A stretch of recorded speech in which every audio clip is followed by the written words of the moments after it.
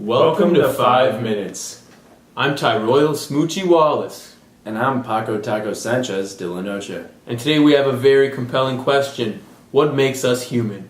And we have a great series of stories to help us solve this riddle of a question. Our first person, a man that doubts every single aspect of reality. Do I? So that was no question. What is your theory on life? On who you are? What is life? I thought we agreed you would answer my questions. Did we? Yes, you jabroni. Alright then. I don't think that you could believe in anything. Is anything real? Are my arms real? Are my crippling gastrointestinal problems real? I believe that the only thing that we can be sure is real is our mind, the thoughts in it, nothing less and nothing more. Well, as crazy as that may sound, the father of philosophy, better known as Descartes, originally came up with this theory, which is known as solipsism. Solipsism is the belief that philosophy can only begin with universal doubt. It's truly an eye-opening idea.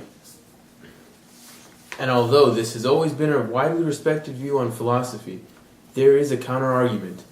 That is why we have brought in Mr. Pierce to explain. Hello, Mr. Pierce. How are you? Not good. My dog died this morning. Oh, I'm really sorry for your loss. Don't be. I hated that dog. Alrighty then. Let's get down to business. Can you explain to me why you think that solipsism is a faulty philosophy? Yes. So could you? Sure. Solipsism is a silly method of thinking because if you universally doubt everything, we'll never be able to become more advanced because there is no basis. Also, we cannot actually doubt reality or the authenticity of everything because we base everything off of our perceptions. And after hearing both arguments, we have concluded that it's not whether either theory is correct that makes us human, but rather the fact that a human, such as Descartes, can have the ability to metacognate.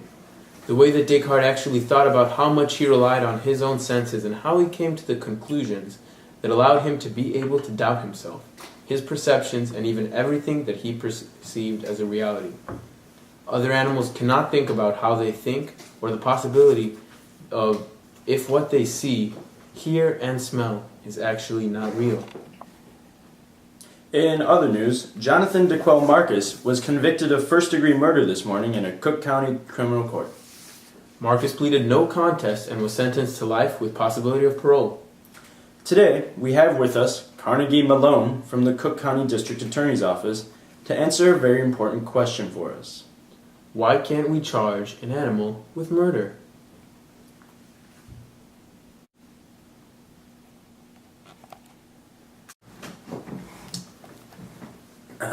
Hello, Mr. Malone. How are you doing? I'm doing fine. How are you doing?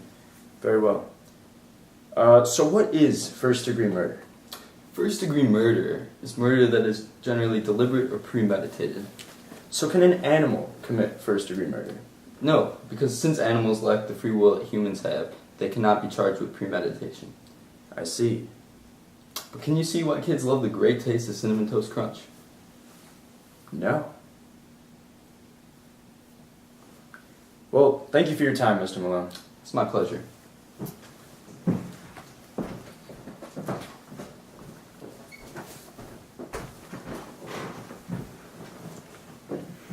As Mr. Malone has stated, Mr. Marks is being charged with first-degree murder because he committed this act with premeditation and of his own free will, which is something that animals lack because their actions are governed by their instincts.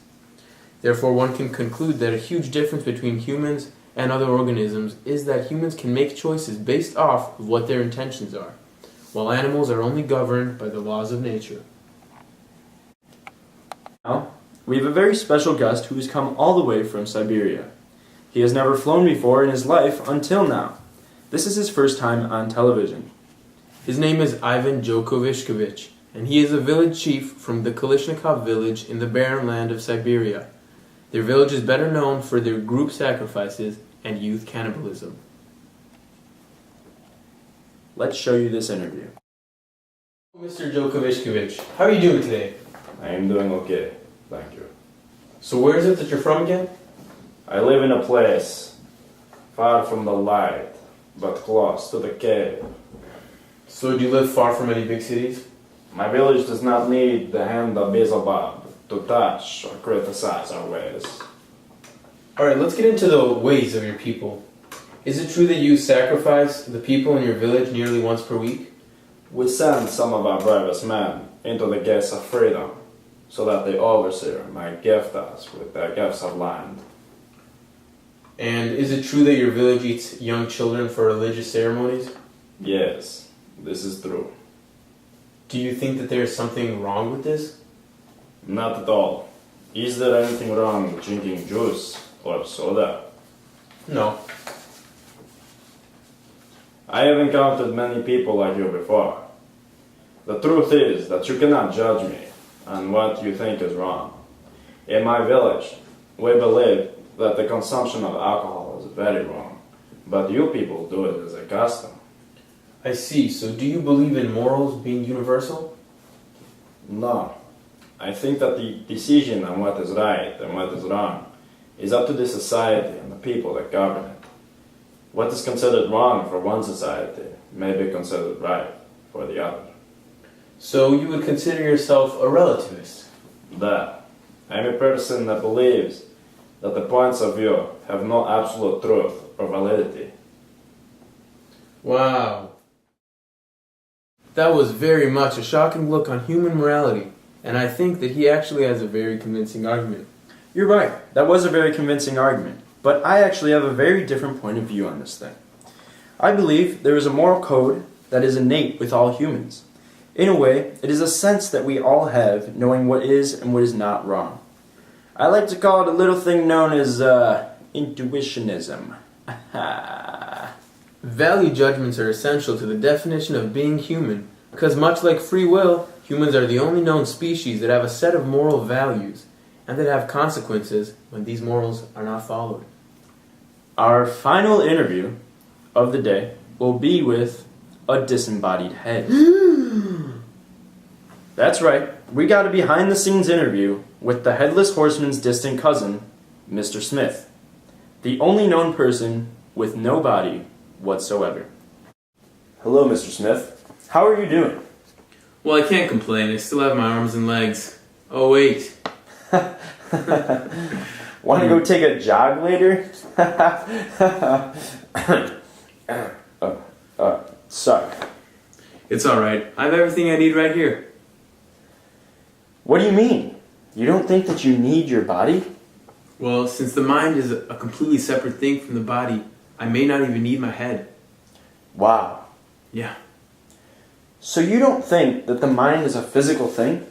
No, I don't believe that the mind is physical. I believe that the mind is a completely distinct substance from matter. Now, as far-fetched as that may seem, I also believe that our mind is not attached to our body, unlike what our animal counterparts have that lack the supernatural mind that we have. Wow, that man really only has a head, and if I do say so myself, he was shockingly good looking. Now, what makes us human?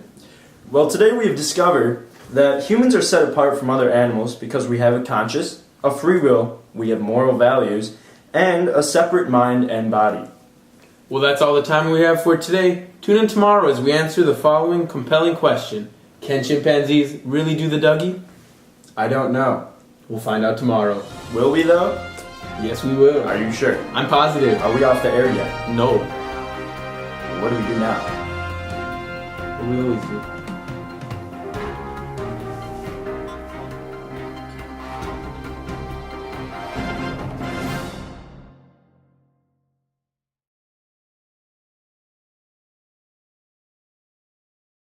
Little Smoochy Wallace.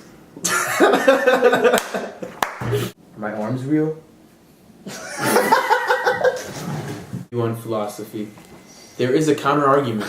What's in it? Nothing was. Nothing more. Nothing more. No more ways, and then forgiving my mistakes. I love you, Miss Harmon. Marry me. Hello, Mr. Malone. That was very much a shocking moment. So, what makes us human? Wow, that man really had on me. 3, 2, 1. Shockingly good looking.